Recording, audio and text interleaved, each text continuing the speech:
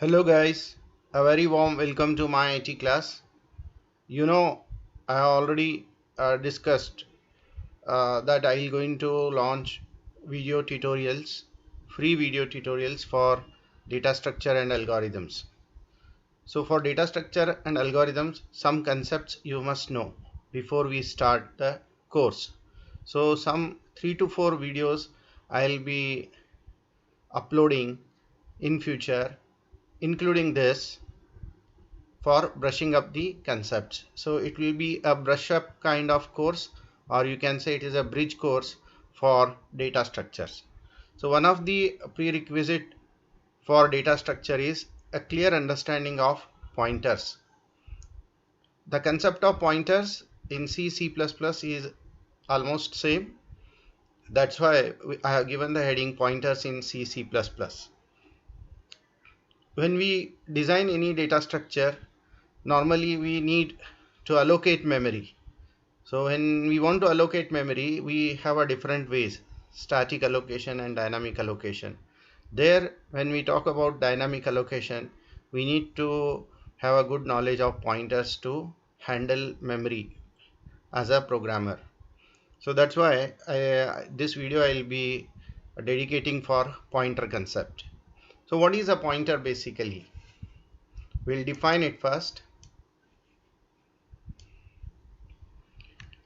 Basically, a pointer is a variable. Understand this. Is a variable. Variable is a quantity which can change during program execution. It can hold value. It's a container. Variable is basically a container for some value. So pointer is a variable. So we'll do some fine tuning. We'll make it variable. Pointer is a special variable, you can say, because it will not store ordinary values. It will store address of another variable. A pointer is a special variable which stores address of another variable. Any other variable, if you have of any different type, you can store it. So this is the definition. I'll demonstrate you how actually in memory the pointer things work. Let's say this is a memory. So in memory I'll be creating some variables. So I'll create a variable A. Similarly, I'll create a variable B, and there is another variable, a pointer. So all are variables here. Say this is A, variable A. You can say it is an integer variable. It's a B. It's a B. Then we have a pointer variable. It could be anything. You can give any name to it. So these are variables. So this is this A and this B. They are simple variables. They are simple variables like int A comma B. They are simple. When you declare, the memory will be allocated to them. Say the memory for it is 65800. Similar way, the memory for B will be allocated, assigned 65850. Some different location it will be somewhere. They are not allocated, or they are not given memory in contiguous locations because they are different variables. If it were an array, that time you can say that is a contiguous memory location. Similar way, P will also have some address 6700. We don't know what is that. Addresses we represent in hexadecimal as well as actually we store addresses as hexadecimal. If you want to print the decimal value, you can say %u unsigned integer. As an unsigned integer, we'll get that. So these addresses what I have listed over here, they are like unsigned integers, decimal addresses. You can even represent in hexadecimal also. So these are arbitrary addresses. Actually, they are not real addresses.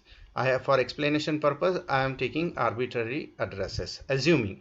So let's say A is given this address, B is given this address, and P is given this address. What we store here, that is a value. Say 5 I'll be storing, and here I'll be storing 7. So this is a value stored. A and B can store any integer value because they are integer type. So they are able to store any integer,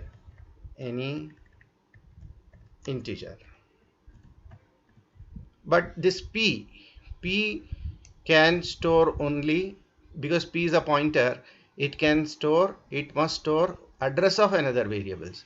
Like these addresses, it can store this address of A. It can also store address of B. So here you will find address of variable, address you will find here.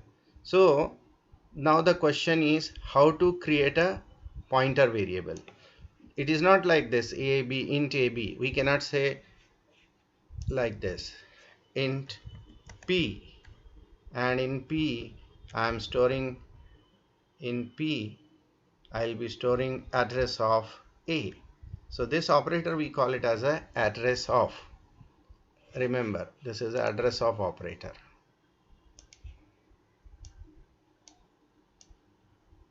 This is an address of operator. You should read it as address of operator. So address of A. In P what you are storing? Address of A. But right now P is not fit.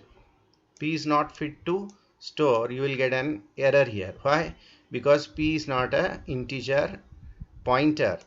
If P is a simple integer variable, so it cannot store address. We need to create a pointer. For that you need to add the data type int star. This represents integer pointer, and now this is the data type and then variable name.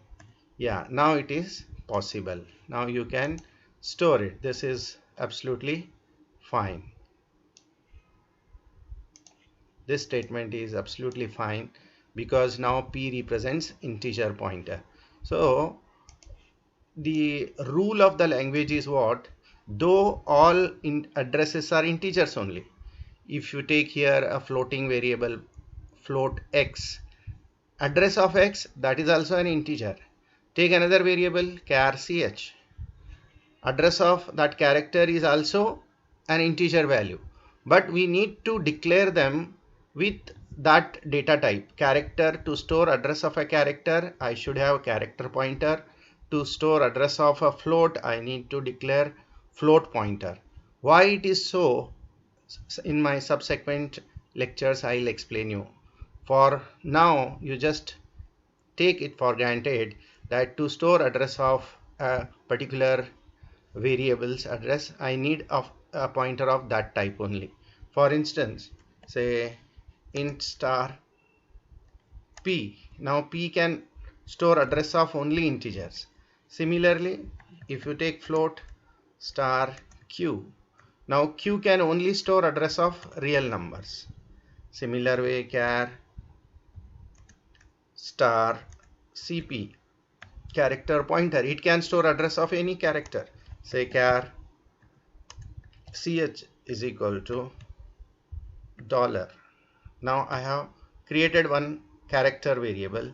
The address of this character variable could be stored in character pointer, address of ch, like this. This is a valid because CP is a character pointer. If CP were of in Q, I cannot say. If I give the statement like in Q I am storing address of ch, no, it is wrong. It is incorrect syntactically.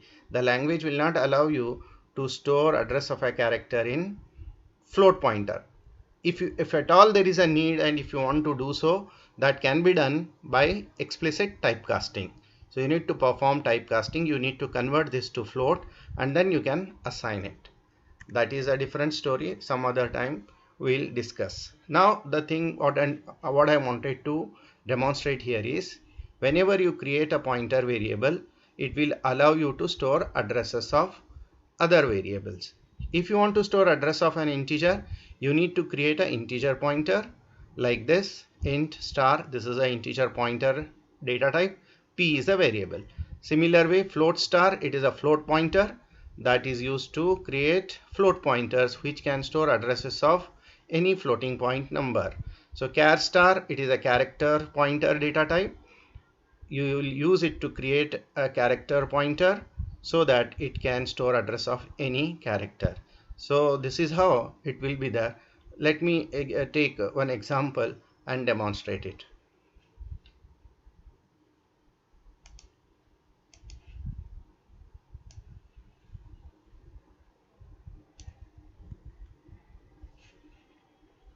We'll take one simple example, say int main. Here I have one variable int as 5. Then I'll create one integer pointer in star p. This is a pointer.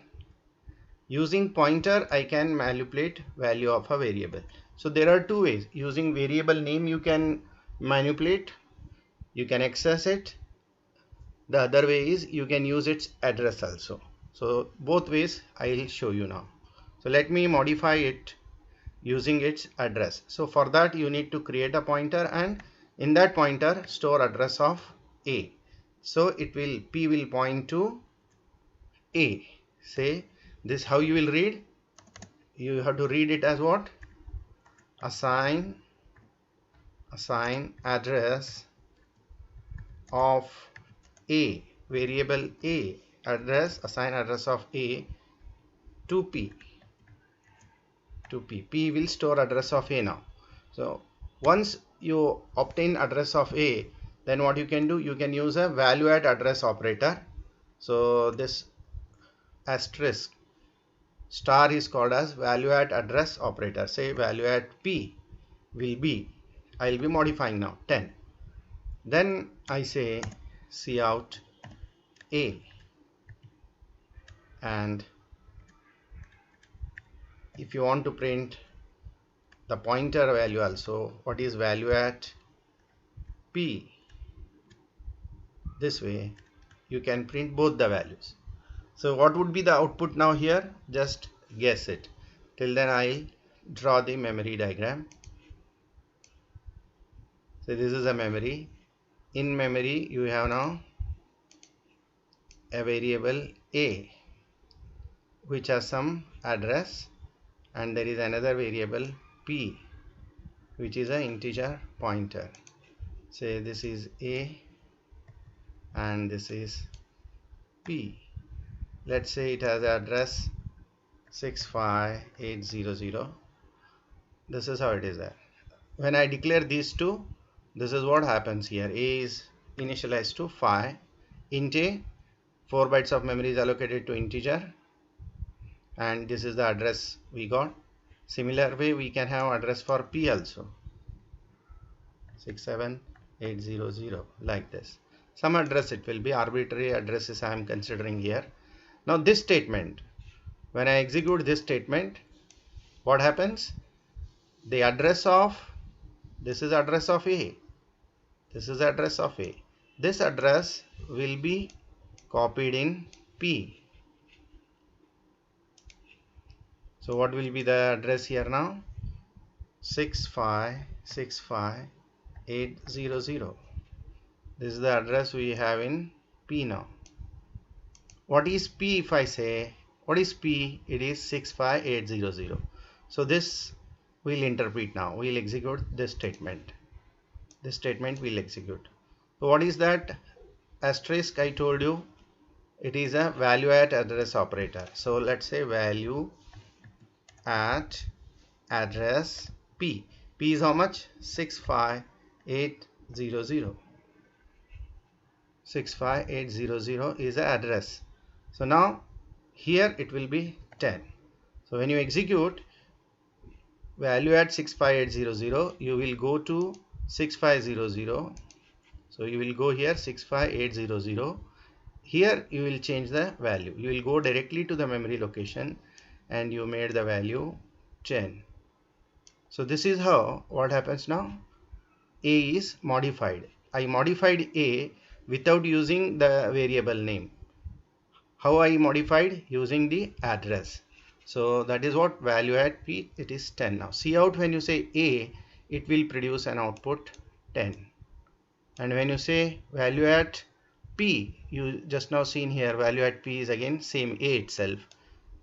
So in a nutshell, what you can say, when you create a pointer P and if it points to variable A or variable B, address of A or B, C, whatever you store, value at P means that it represents that value. So when you say value at P, it will be A. Why it will be A? Because of this statement. You are storing address of A. If you were storing address of B here, it would have given a B. So if I have another variable B here, B is equal to 7. Address of B if I put, then value at P means it represents B. This is how, this is the one very basic example. In my next video, I'll go a little advanced and demonstrate how pointers we use for manipulation of data. So I hope you got it, enjoyed the session. If you really enjoyed it, share with your friends. So we'll meet in the next video. Till then, take care. Bye. Thanks for watching.